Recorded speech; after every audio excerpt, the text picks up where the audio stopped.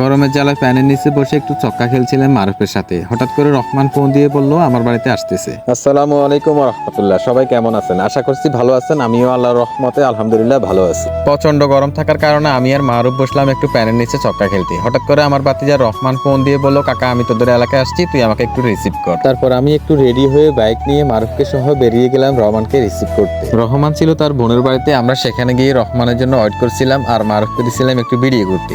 আমার ভিডিও সুন্দর হোক আর না হোক, মারুফ সবসময় তার নিজের একটা সুন্দর ভিডিও ফুটেজ নিবে। যাই হোক, কথার ফাঁকে ওয়েট করতে করতে রহমান চলে আসছে। তার খোঁজ খবর জিজ্ঞেস করার আগে বললাম তোর জুতা কেমন আছে। যাই হোক, সেটা অন্য কাহিনী, পরে বলবো। ভাতিজা প্রথম বাইকে উঠেই ডায়ালগ দিল রিফন মিয়ার, এটাই বাস্তব আই লাভ ইউ। বাড়িতে আসতে আসতে রহমানের প্ল্যান করেছে আজকে আমরা কুলিফারহাট যাব চাপ খেতে। কিন্তু আমি বলছি আমার কাছে কোনো টাকা নাই, আমার কাছে শুধু বাইক আছে, আমি তোদেরকে বাইকে করে নিয়ে যেতে পারবো। কিন্তু বাড়িতে এসে দেখি উম্মা আমার বাইকে তো তেলও নেই। তারপর মারুফকে বললাম দেখ তোদের তো বাইক আছে, যদি সেটা বাড়িতে থাকে তাহলে আমার এটা নিব না। এরপর মারুফ গেছে তাদের বাইক আছে কিনা দেখতে, আর আমি আর রহমান রাস্তায় হেঁটে হেঁটে মারুফের জন্য অপেক্ষা করতেছি।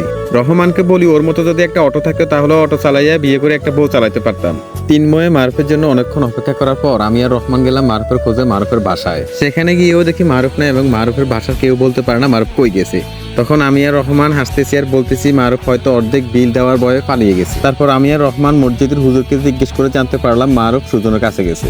যাই হোক, পথে গিয়ে মারুফকে পেয়ে গেলাম এবং তাকে বাইক চালাতে দিলাম। এরপর মুন্সি তালুক গিয়ে মারুফকে 110 টাকা ধরিয়ে দিলাম আর আমি 20 টাকা দিয়ে একটা তেল নিলাম। খলিফারহাট পৌঁছাতে পৌঁছাতে প্রায় মাগরিবের নামাজের সময় হয়ে গেছে। তারপর আমরা খলিফারহাট বড় মসজিদে মাগরিবের নামাজ শেষ করে আমরা গিয়ে হোটেলে বসলাম। অর্ডার দিয়েই একটু রিল্যাক্সে বসলাম আর এই ফাঁকে মারুফ তো মারুফের মতো করে বিভিন্নভাবে এন্ট্রি নিচ্ছে।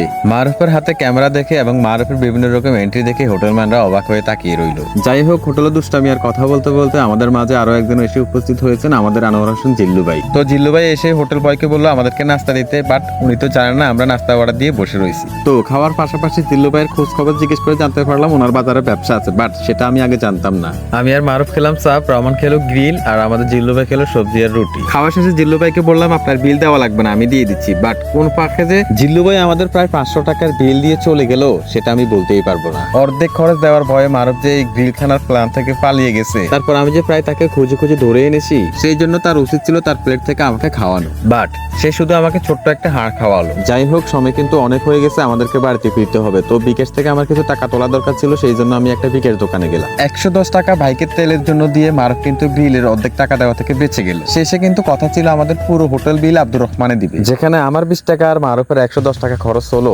সেখানে জিল্লু ভাই হোটেল বিল দেওয়ার কারণে রহমান কিন্তু পুরোপুরি বেঁচে গেল। তারপরেও মারুফ কিন্তু রহমানকে ছাড়ে নাই, সেই রহমান থেকে 20 টাকা নিয়ে একটা ফ্রিজ আপ নিল। তিনজনে মিলে ফ্রিজ আপটা সেখানে শেষ করে আমি কিছু পেঁয়াজু আর আলু চপ নিলাম। তারপর ছুটতে লাগলাম রহমানকে তার বোনের বাড়িতে দিয়ে আসার জন্য। গাইস, আজকের ভিডিওটা এই পর্যন্ত, নেক্সট ভিডিও আসবে, সেই পর্যন্ত সবাই ভালো থাকবেন, সুস্থ থাকবেন, আল্লাহ হাফেজ।